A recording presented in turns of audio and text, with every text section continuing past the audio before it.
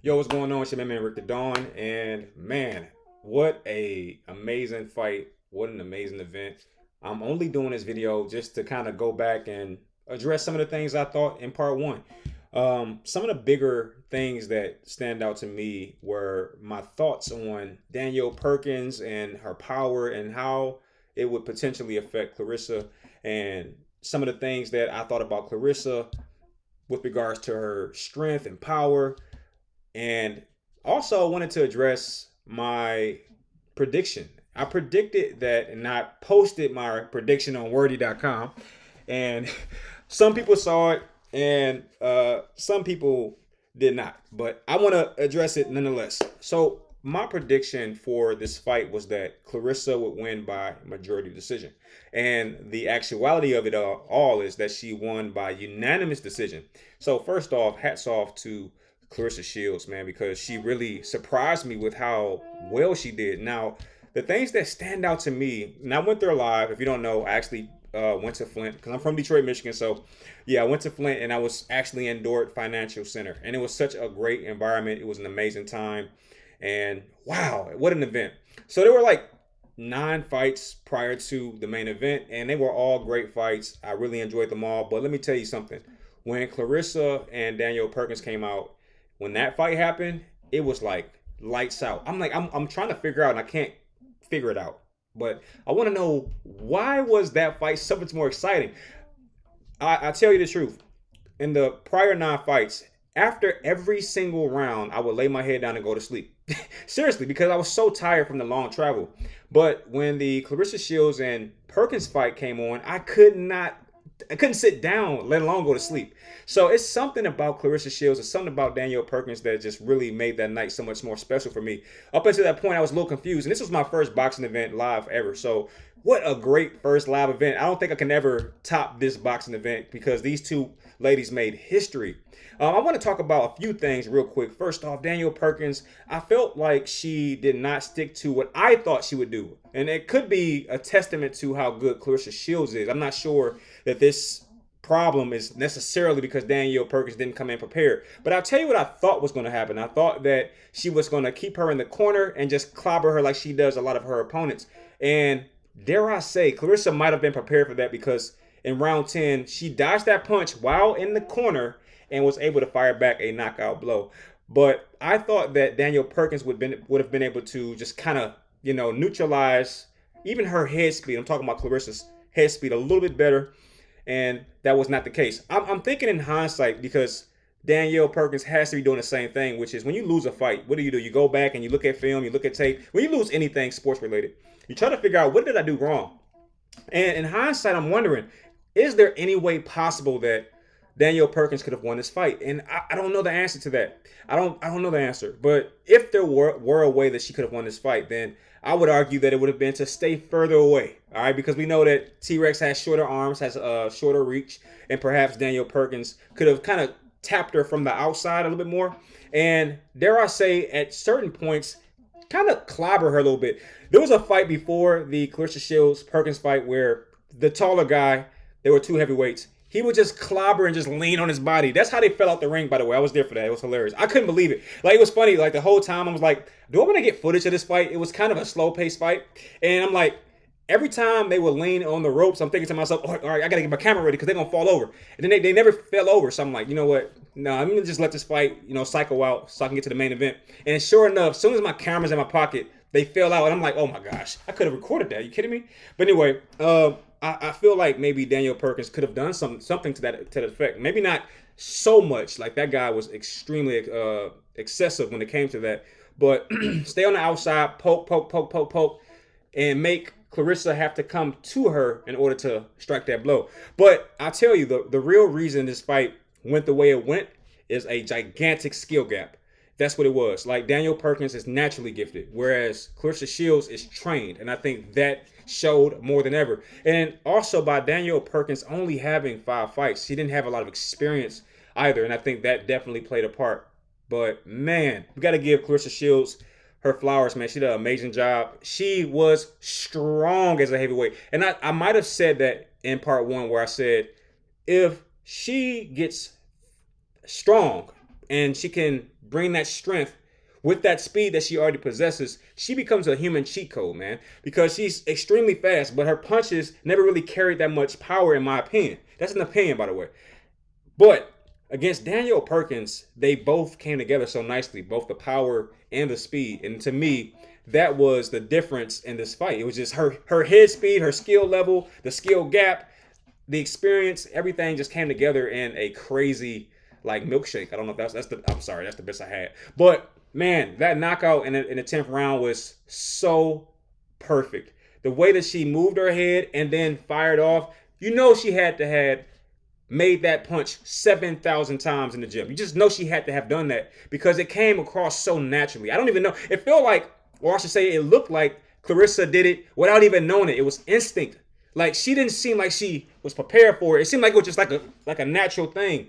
And I said, wow, man, that girl is super impressive. And I want to just say this because after the fight was over, Danielle Perkins came out the ring. And I must have been right next to somebody who knows her personally because she went over to give her a hug. And I was right there. And like, imagine I'm here and Danielle Perkins is right. Hold up, that's the wrong one. This over here. Like, that's how close she was. And probably even closer. And I was able to give her a little fist bump and tell her she did an amazing job. She looked at me and said thank you. So I talked to Danielle Perkins. I know I'm fanning out a little bit, but it was kind of cool just to have that experience, that moment. And I want to say this on the record. Now, I've said it 100 times already, but I'll say it again. Danielle Perkins in person is just a beautiful soul, man. I don't know if you understand what I mean.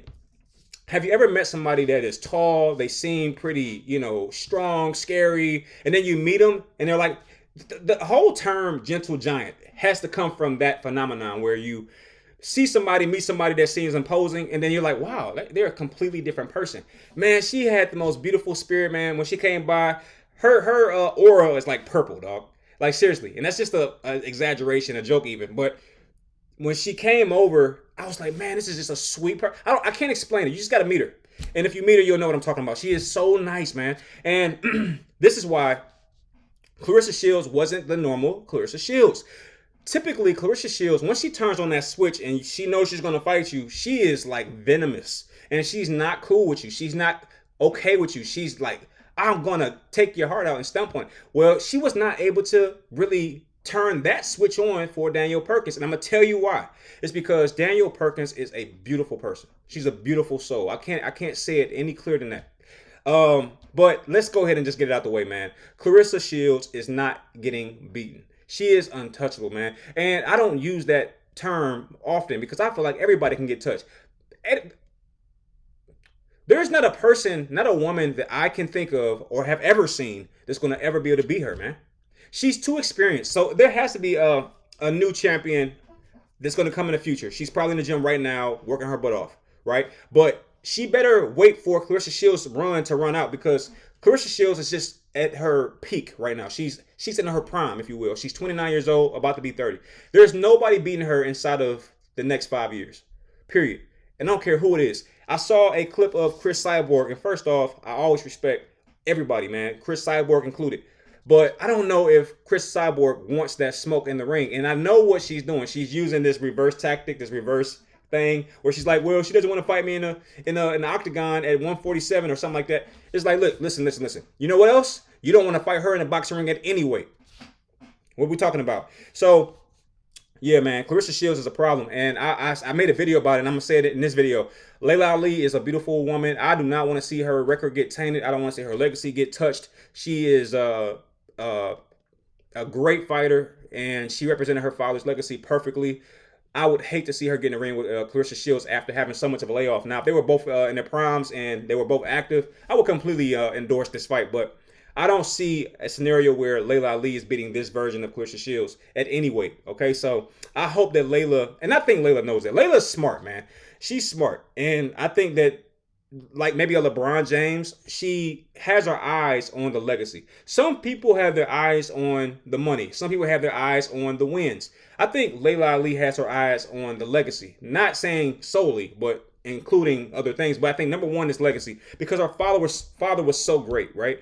So I just don't think that she would make such a bonehead decision. Now, you can have an exhibition for a huge sum of money. I think an exhibition is great because you get that bump with her, but you don't lose that zero, which is so important in my opinion. And by the way, I believe, this is my personal opinion, I think that Laila would go all 10 rounds with Claressa without getting knocked out. I don't know if she would knock Claressa out. I don't think so. I'm not going there. But I think that she will go all 10 rounds and take a loss probably by unanimous or majority decision. But man, it was just so great. And the intro for Danielle Perkins was perfect. I deserve it all. I believe that was Kendrick Lamar. I don't know, sorry. And Claressa coming out to whoop that trick. The whole arena was lit, man. It was so lit. Papoose then hit his little situation. It was just a beautiful environment. And let me tell you something. I didn't know this, but during the fight, every single punch that Claressa Shields landed, the whole place erupted. She could have did this, and the whole place was going off. In fact, they were like that for all the fights. It was funny because every fight, I'm talking about the 9 before and the main event, every fight, there was a clear favorite.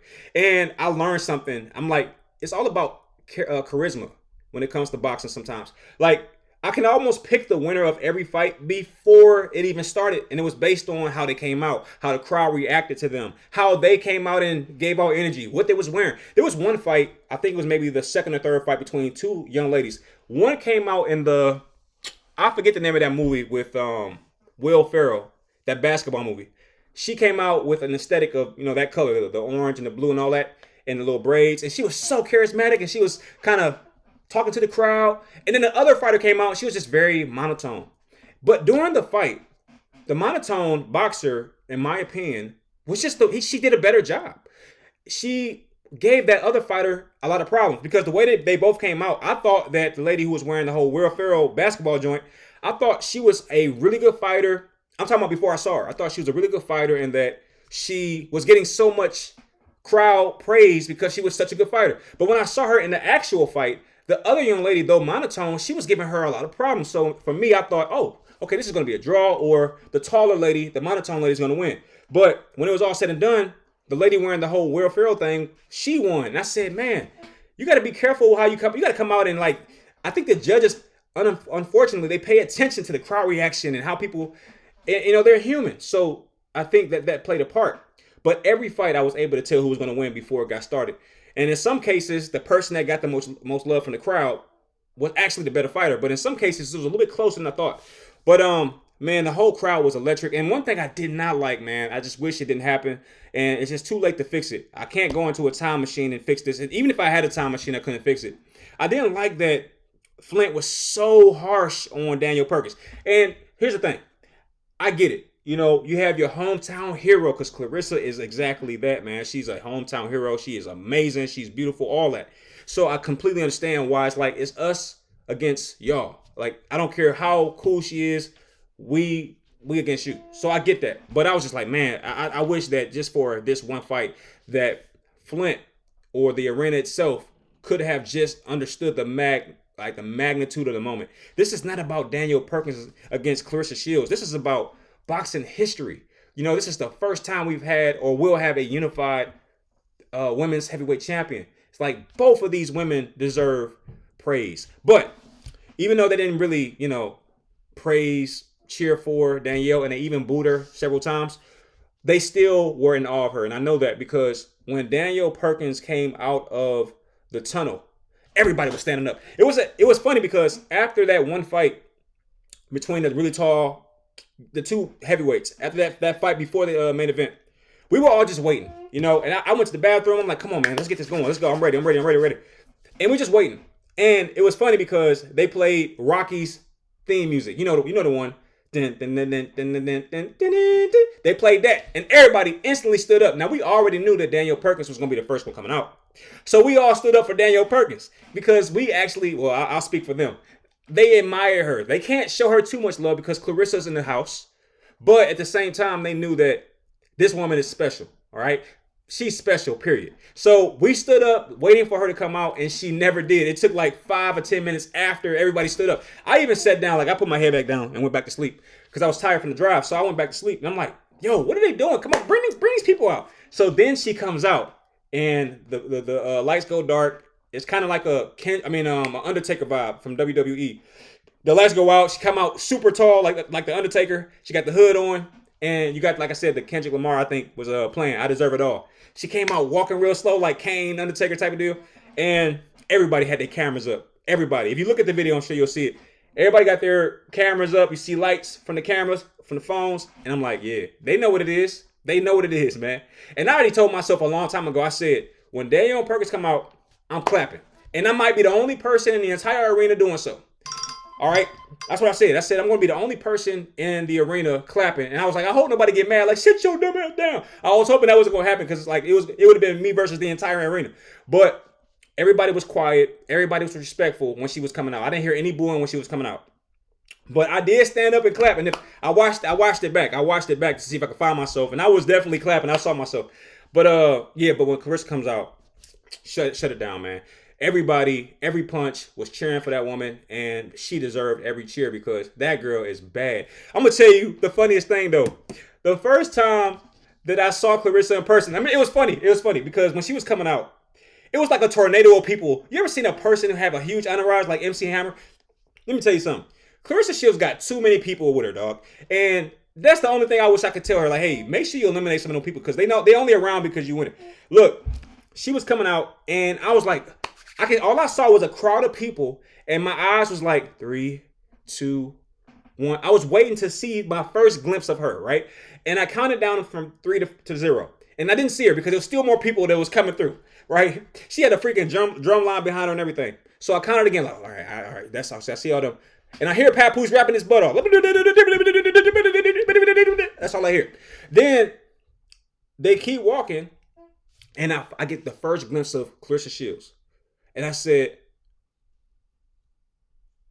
she looks terrifying, man. Claressa Shields looks so terrifying in person. I'm telling you right now.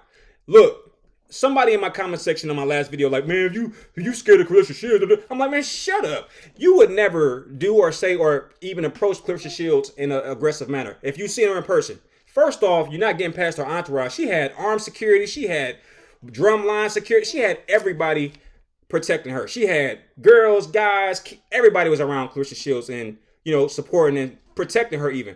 You couldn't even get close to her. Like when Danielle Perkins came out, I was able to like clap and kind of, if I wanted to, I could touch her shoulder like, hey, but it was so much different for Claressa. It was so many people. Now, one person did touch her shoulders and she looked at her. Claressa looked at the person and was like, oh, okay, she's showing love. But when I saw Claressa for the first time, I said, man, I know that I've seen a girl like that before. I've only seen 2 in my entire time on this earth so far. I've only seen 2. One of them was back in elementary school. I'll never forget her name. Her name was Amani Woods. She was a girl, but she was built like a guy. When I saw Claressa, I said, yo, this is not your average female. She is a problem, okay? And I said, and I don't know about you, but for me, because I'm an artist, I can picture things in a very vivid manner. I pictured myself like if I was in a confrontation with her, yeah, I lose. I figured it out automatically. Claressa Shields can fight and beat guys right now. I would argue that she could beat the version of Mike Tyson that we saw against Jake Paul. I would argue she could beat Jake Paul. Now, she would have to kind of compensate for the power of a man. But as far as the skill set is concerned, what I saw in person, she's everything, man. She's everything. I don't recommend anybody fight her. I know at the end of the fight, she called out Laila Ali. She called out Savannah Marshall for a rematch. I know Savannah Marshall was like, don't say my name. I know she had to say that. Now, she wouldn't say that out loud, but in her brain, I know she was like, don't mention me. I don't want to fight you again. You already beat me up. So, Claressa Shields is terrifying in person, man. I'm going to tell you that right now. Seriously, man. Seriously. She looked like she is all about the BS, man. You ever seen somebody and the first thing you think to yourself is, yo, they look like they with the S. They with the S, bro. Like, you could just see them like, oh, I don't even want to. They on some bull crap. That's what she looked like. She looked like she enjoys fighting. You ever see somebody like that? That's what Claressa Shields look like. She enjoys fighting. Ain't nobody beating her. Period.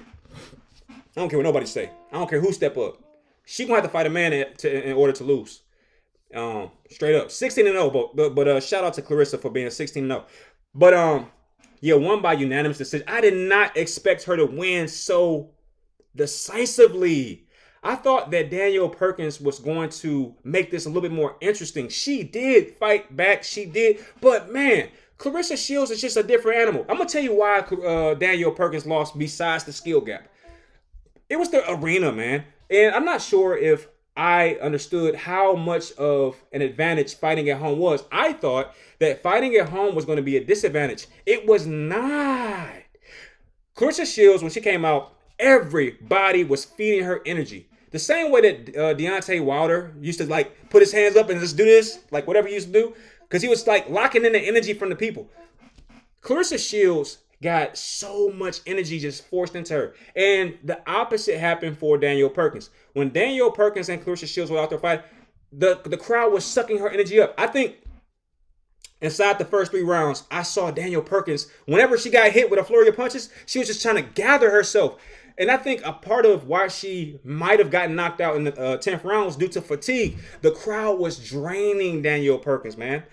Her energy was being absorbed. Can you imagine getting a couple punches off and nobody saying nothing, nobody cheering, and then the other person just, whatever she does, it don't matter what she does, she gets this standing ovation? It's draining, man. It's like playing sports and, playing away. You're getting booed and nothing you do matters. And that is so much different when you're the only individual in the boxing ring and you have every eye in the arena on you and they want to see you lose. Man, it was crazy. It was crazy. I'm serious. It was, and they just drained all the energy from her. Now, I think Danielle's supporters were behind me because every time I would stand up to get footage, they was like, come on, man. They was getting mad. But, they didn't really make a big deal out of it. I was like, yo, you better stand up too because I can't see. Because that's the other problem, man.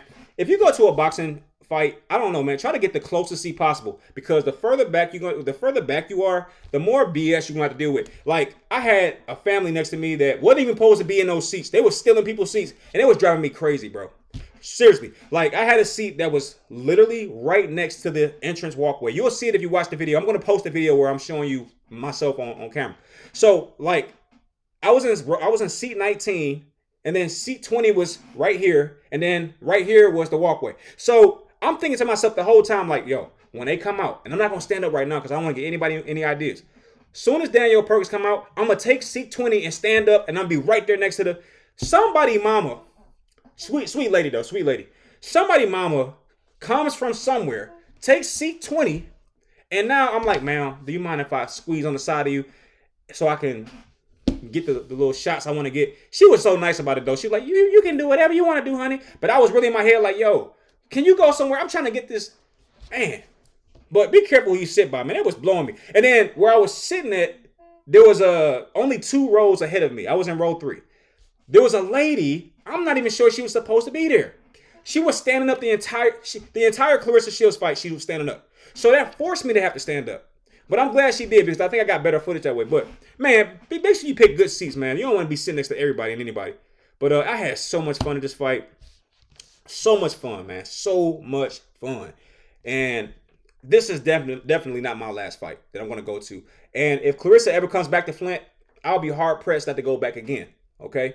But shout out to the GOAT, man. I think she's definitely solidified that name. I don't think anybody can take that from her, man. Nobody can take that title from her. I believe Laila Ali was the closest one that had rights to that name. Nah. But let me slow down. Let me pump my brakes. Here's why I need to pump my brakes. Because Laila Ali had, what was it, 23 wins, 23 fights, something to that effect. But I'm not sure she'd be competition like Danielle Perkins.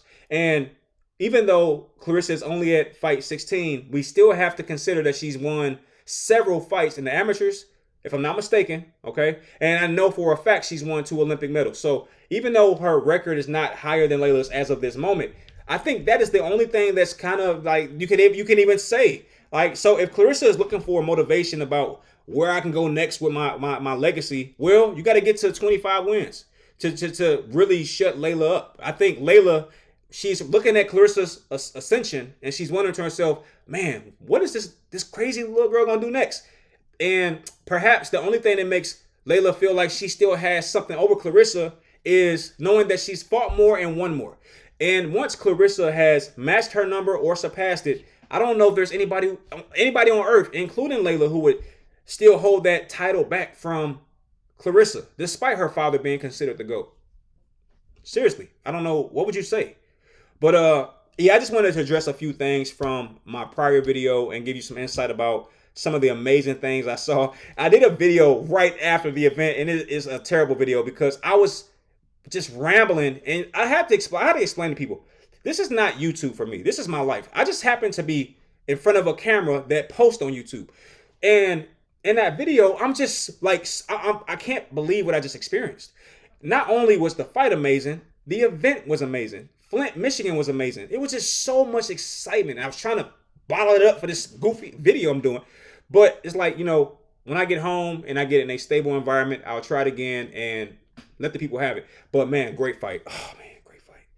Great fight. And I got a chance to see Bud Crawford, which was crazy, and talk to him and, you know, fist bumping with him as well. I didn't think I was going to see, like it's crazy. If you would have said, hey, Rick, when you go to the fight, you're going to bump fist and speak to Danielle Perkins, then you're going to bump fist and speak to Terrence Bud Crawford, I would have said, man, get out of here. There's no way. How? Man, that's exactly what happened, dog. That's crazy. That is so crazy. And my last point, because I feel like I could talk about this forever, but my last point was, it was funny, right? I got there early. The event on paper said it was going to start at 5:30. I got there at like 5:20.